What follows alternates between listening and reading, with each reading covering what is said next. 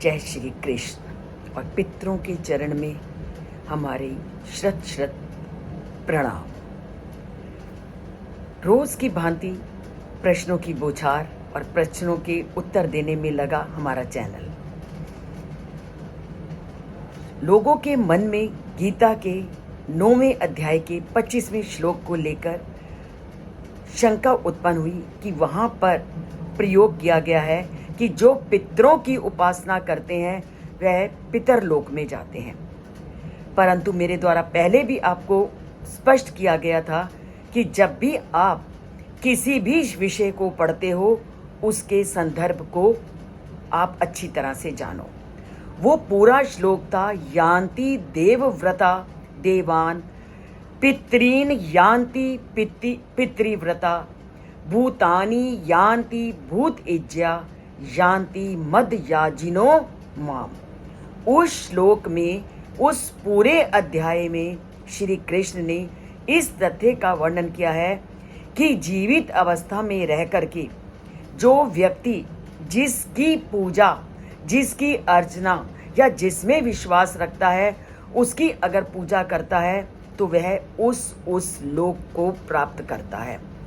तो उन्होंने वहाँ पर पूजा के ढंग को बताते हुए उसका वर्णन किया है कि जो जैसा प्रयत्न करता है, जो जिसको अपना आराध्य मानता है वह उसी आराध्य को ही प्राप्त करता है।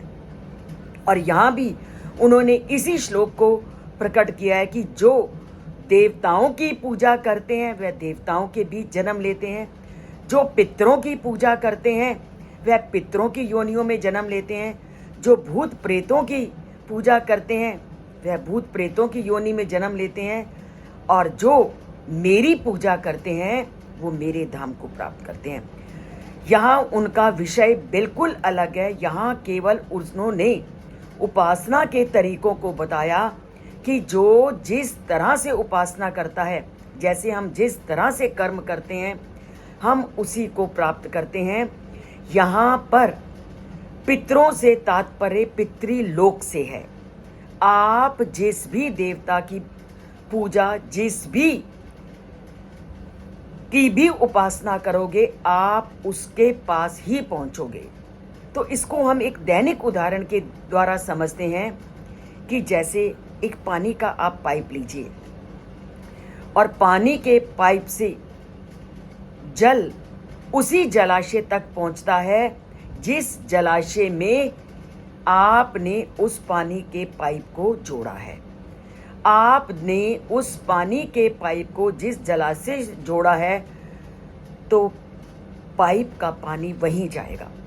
उसी तरह जीवित रहते हुए आपने जिस को भी अपनी भक्ति का, अपने लक्ष्य का साधन अपनाया है वह उसी तक पहुंचेगा। संसार में सभी लोग अपने अपने ज्ञान के अनुसार अपना अपना मार्ग का चयन करते हैं, और वह जिस मार्ग का चयन करते हैं वह मार्ग उनको वहीं उसी ओर ले जाता है। अगर आप आध्यात्मिकता के मार्ग से जुड़े हो तो आपको वो जो रास्ता आध्यात्मिकता की ओर ले जाएगा। अगर आप वर्षा के देवता इंद्र की पूजा करते हो तो वो इंद्र के मार्ग में ले जाएगा। सूर्य के देवता की पूजा करते हो तो उस मार्ग में जाओगे। धन के देवता की पूजा करते हो तो कुबेर को प्राप्त करोगे, और अग्नि देवता की आराधना करते हो तो अग्नि को प्राप्त करोगे। और ये सारे के सारे स्वर्ग की ओर ले जाने के मार्ग हैं।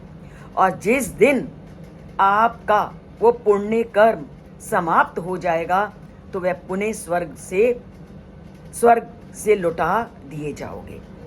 तो उन्होंने पूरे रास्ते बताए हैं कि इस संसार में लोग अलग अलग तरह से उस परम पिता परमात्मा को प्राप्त करने का प्रयत्न करते हैं। जैसा कि आप संसार में देखते हो, कोई पूरी तरह से आध्यात्मिकता से जुड़ जाता है तो वो परम पिता परमात्मा को प्राप्त कर लेता है।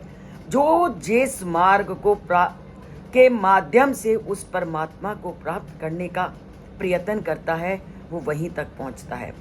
और यहाँ पर आपने इस संसार में कुछ लोगों को पितरों की हर समय प्रार्थना पूजा अर्चना करते हुए देखते हो, तो जो जीवित अवस्था में केवल पितरों की आराधना करते हैं वो पितर लोक में जाते हैं, क्योंकि मृत्यु के पश्चात सभी लोक अलग अलग हैं।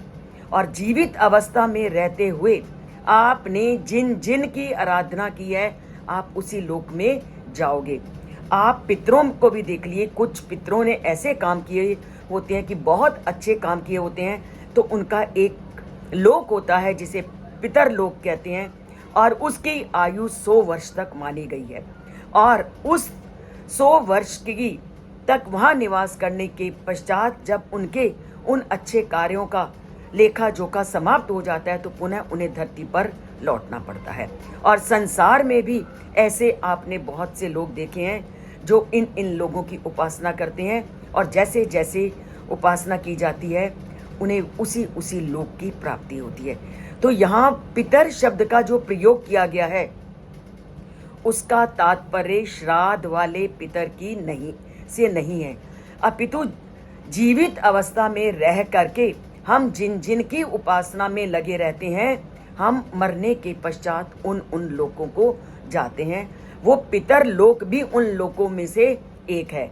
जैसे जो अग्नि की पूजा करते हैं वो उस लोक को प्राप्त करते हैं, जो इंद्र की पूजा करते हैं वो अन्य लोक को प्राप्त करते हैं, जो अग्नि की पूजा करते हैं ऐसे ही पितर लोक है।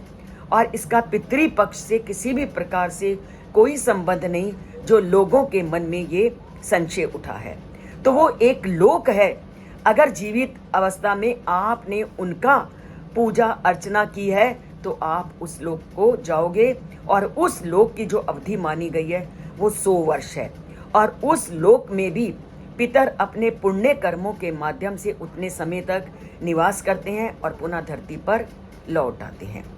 ऐसे ही जो प्रेत लोगों में आप देखते हो कि संसार में प्रेत योनियों में भी लोगों का जन्म होता है, तो जो प्रेत की पूजा करते हैं वे उन योनियों में आते हैं, जिसको आप इंद्रजाल सम्मोहन कहते हो, और इसको क्या बोलते हैं प्रेत जोनियां, या जिनको आप बोलते हैं काला जादू। भारत में वाम मार्गी तांत्रिक लोग हैं वो भूत प्रेतों का आह्वान करते हैं, और ऐसा हम देखते भी हैं। और पिक्चर्स में तो आप अक्सर देखते हो कि भूत प्रेतों की तांत्रिक लोग किस तरह से बुलाते हैं, उनका आह्वान करते हैं। श्री कृष्ण जी कहते हैं कि ऐसे कर्मों में लिप्त जो लोग हैं वो भूत और पिशाचों की योनियों में जन्म लेते हैं। और पर उन्होंने इसमें ये भी कहा है कि जो परम भक्त होते हैं और जो पूरी तरह से भगवान में अपने को लगा देते हैं, तो वह उसी के अनुसार उनका अगला जन्म होता है, और हो सकता है कि बहुत अच्छे कर्म किए हों तो वह मुक्त अवस्था को भी प्राप्त कर लेते हैं। तभी तो कहते हैं मद भक्त मद योजी, कि जो मेरा भक्त है वो मेरे को ही प्राप्त करेगा। तो यहाँ पर जिस पितर का उन्होंने प्रयोग किया है कि संसार में आपने जिन जिन की पूजा और अर्चना की है, आपको अंत समय में अर्थात जब आप इस शरीर को छोड़ोगे तो आपको उसी लोक की प्राप्ति होगी। तो यहाँ उनका श्राद्ध के पितृपक्ष से इस श्लोक का कोई भी तात्पर्य नहीं। ये जो आप भ्रम कर रहे हो उस भ्रम को आज से दूर कीजिए। और ये श्लोक ये बताता है कि आपने जीवित अवस्था में जिस की अर्चना पूजा और अपने आराध्य को माना है, उसी आराध्य के अनुसार आपको अगले जन्म में जन्म की प्राप्ति होगी। तो पूरे अध्याय में श्री कृष्ण ने अलग अलग पूजाओं के अलग अलग विधियों के माध्यम से अलग अलग लोगों की व्यक्ति को मृत्यु के पश्चात प्राप्ति होती है उसका वर्णन किया है। तो ये जो भ्रम और संदेह है इसको दूर भगाइए। और यहाँ पितृलोक का पितृपक्ष से किसी भी तरह से कोई भी संबंध नहीं है। तो इस जो संदेह उत्पन्न होते हैं वही संदेह दूर करने के लिए हम इस चैनल से जुड़े हैं, और इस चैनल में संशयों का प्रश्नों के उत्तर का ही समाधान दिया जाता है, और किसी भी धर्म विरोधी बातों का इस चैनल में वर्णन नहीं किया जाता, क्योंकि सभी धर्मों को लीजिए अंत में वो एक ही लक्ष्य की ओर पहुंचाते हैं, उस परम पिता परमात्मा की ओर। रास्ता कोई भी अपनाइए, परम सभी रास्ते उनको अंतिम एक ही पड़ाव की ओर ले जाते हैं, उस परम पिता परमात्मा की ओर। तभी तो कहा है एकम सद विप्रा बहुधा वदंती। सत्य तो एक ही है, रास्ते अलग हैं। आपको जो रास्ता ठीक लगता है आप उसका चयन करो। जिस रास्ते में आपको विश्वास है आप उसको लीजिए और अपने जीवन को ज्ञान में बनाइए, आध्यात्मिकता की ओर मोड़िए। यही इस चैनल का उद्देश्य है। जय श्री कृष्ण। अगर चैनल से अभी तक नहीं जुड़े तो उस ज्ञान की सीढ़ी पे बढ़ने के लिए इस चैनल से आप अपना नाता जोड़ सकते हैं और अपने मन में उठने वाले संशयों को भी आप दूर कर सकते हैं। जय श्री कृष्ण।